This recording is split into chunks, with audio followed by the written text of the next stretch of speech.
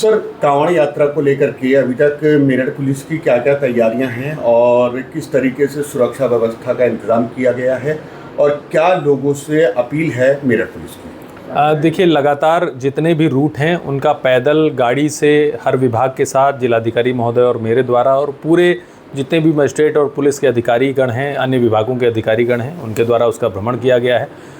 एक एक गड्ढा, एक एक पोल को आइडेंटिफाई किया गया है। जो भी काम होने हैं उनका मैपिंग किया गया है। लाइट लॉन्ग के साथ उसका डेटा अन्य विभागों के साथ शेयर किया गया है। अन्य विभागों द्वारा उस पर कार्रवाई कराई जा रही है। जितने घाट हैं, जितने नहर के किनारे हैं, जितने पुल हैं, उन सभी पर बैरिकेडिंग कराई जा रही है। हर जगह लाइट की व्यवस्था कराई जा रही है। सभी डीजे वाले, सभी कांवड़ शिविर के संचालक और सभी झांकी वालों के साथ मीटिंग की जा रही है। उन्हें दिशा निर्देश बताए जा रहे हैं। जो झारखंड और वेस्ट बंगाल और बाहर से आने वाले डीजे हैं उन्हें भी हमने नोटिस सर्व कराया है, उनसे फ़ोन पर बात भी की है। सारे निर्देश बताए गए हैं। जितने जोन, सेक्टर, सब सेक्टर में ड्यूटियाँ लगनी हैं उनमें मजिस्ट्रेट और पुलिस अधिकारियों की तैनाती की गई है।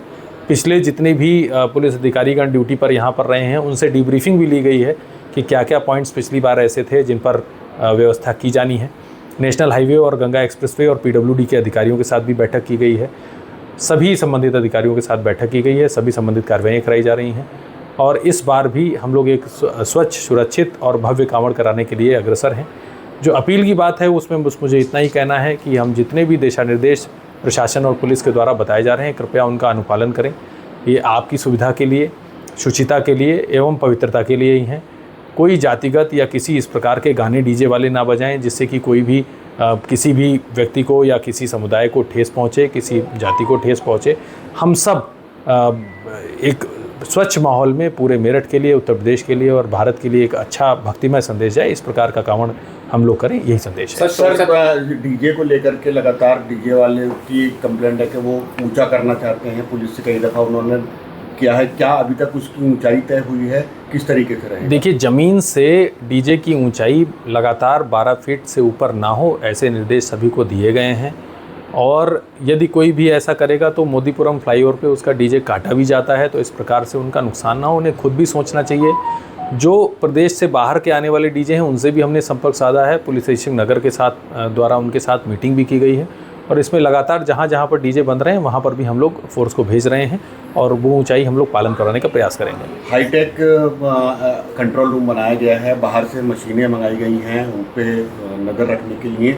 किस तरीके से हाईटेक जो बनाया गया है कंट्रोल रूम? देखिए, एक integrated command and control centre police line में स्थापित किया गया है जिसमें सभी विभागों के अधिकारीगण रहेंगे। उसमें जितने भी मेन प्लेसेस हैं उनकी IP कैमरा फुटेज को हम लोग लेंगे, हमारे मोबाइल पर भी हम लोग उसको लेंगे। उसके अलावा शहर में जितने भी स्थापित कैमरे हैं, लगभग 1500 के लगभग कैमरे हैं, उसमें से 400 कैमरे AI इनेबल्ड कैमरे हैं, उनका फुटेज उसमें लिया गया है। उसके अलावा सोशल मीडिया मॉनिटरिंग लैब भी उसी कंट्रोल सेंटर में स्थापित की गई है। सभी विभागों के जितना लोगों की ड्यूटी लगी है उसको कम्युनिकेशन प्लान के रूप में कंट्रोल रूम प्रभारी को दिया गया है। उसमें राजपत्रित अधिकारियों की ड्यूटी प्रशासन और पुलिस दोनों की तरफ से लगाई गई है और 24/7 उसमें ड्यूटी रहेगी। यदि कोई भी इवेंचुअलिटी आती है तो तत्काल उस पर कार्रवाई की जाएगी। सर, गोताखोरों की बात करें तो कितनी टीम गोताखोरों की लगाई गई है? देखिए, जितने भी मुख्य हमारे पुल या जैसे भोला जाल है, सलावा है, नानू है, अटेरना है, उन सभी जगह पर गोताखोरों की तैनाती हम लोगों ने की है और उपलब्धता के आधार पर और भी गोताखोर बुलाए जा रहे हैं। तो जितने भी मैक्सिमम गोताखोर होंगे उतने की ड्यूटी लगाई जाएगी। सर, सोशल मीडिया पर ट्रैवल करने वाला जो डाटा है वो हमेशा एक बड़ी चुनौती रहा है। अब की बात कितनी टीमें हैं जो इस पर नज़र रखी जा रही है और कैसी नज़र रखी जा रही है? देखिए, एक डेडिकेटेड टीम सिर्फ कांवड़ रिलेटेड जितने भी टैग्स हमारे आते हैं, जो हमारा matrix software UP police headquarters का है, उसमें जितने भी टैग्स आते हैं उसकी मॉनिटरिंग के लिए रखी गई है। बाकी हमारी 2 टीमें लगातार सोशल मीडिया की मॉनिटरिंग के लिए लगी हुई हैं। सर, ढाबा वालों को निर्देश क्या दिए गए हैं? देखिए, फूड सेफ्टी डिपार्टमेंट की तरफ से लगातार उन्हें जो कांवड़ संबंधी निर्देश हैं वो दिए जा रहे हैं कि किसी प्रकार का ऐसा भोजन या ऐसा स्टॉक ना रखें जिससे किसी की भावनाएं आहत हों। और सभी को ये जानकारी है। फूड सेफ्टी की टीमें कल भी निकली थी और लगातार वो निकल रही हैं और सभी में QR कोड और जितना भी नेम प्लेट की विजिबिलिटी है वो सब फूड सेफ्टी डिपार्टमेंट की तरफ से कार्रवाई कराई जा रही है। ज़मीन के साथ साथ आसमान से भी नज़र रखी जा रही है। ड्रोन किस प्रकार से असिस्टेंट्स बनेगा? देखिए, जितने भी ऐसे इलाके हैं जहाँ पर दोनों तरफ आबादी क्षेत्र है, मिश्रित आबादी क्षेत्र है, वहाँ पर ड्रोन से हम लोग सर्वे करा रहे हैं कि किसी प्रकार की ऐसी बात ना हो। पिछली बार हापुड़ अड्डे से लेकर और L ब्लॉक के बीच में 2 बार ऐसी घटना का प्रयास कुछ लोगों के द्वारा किया गया था। कांवड़ मार्ग पर कुछ ऐसी ऑब्जेक्शनेबल चीज़ें फेंकी गई थी। वो हमारे जो पिछली बार के ड्यूटी इंचार्ज थे उन्होंने हमें बताया था।